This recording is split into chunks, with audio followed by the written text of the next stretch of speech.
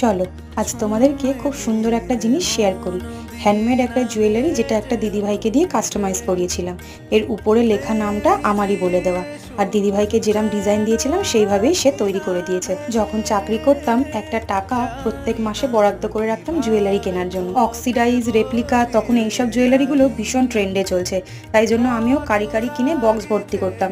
পরি কি না পরি প্রত্যেক মাসে কেনা চাই। শুনেছিলাম এই রকম ধরনের জুয়েলারিগুলো সোনাঝুরি হাটে খুব বিখ্যাত।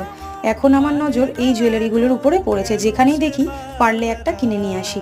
এর আগে তোমাদেরকে চুড়িও দেখিয়েছি, এরপরে সব কালেকশনগুলো একদিন দেখাবো। আর এই জুয়েলারিটা কেমন লাগলো তোমরা অবশ্যই কিন্তু জানাতে ভুলো না। তোমাদের যদি দিদিভাইয়ের কন্ট্যাক্ট নাম্বার লাগে তোমরা বলো, আমি অবশ্যই প্রোভাইড করব। কটন কাপড়ের উপর ফেব্রিক করে এই ধরনের জুয়েলারিগুলো কাস্টমাইজ করা হয়। আর এই জুয়েলারিটা পরে আমাকে কেমন লাগছে সেটা কিন্তু জানাতে ভুলো না। বিভিন্ন রকমের জুয়েলারি পরতে আমি ভীষণ ভালোবাসি, তার মধ্যে এটা। আজ তবে যাই গো।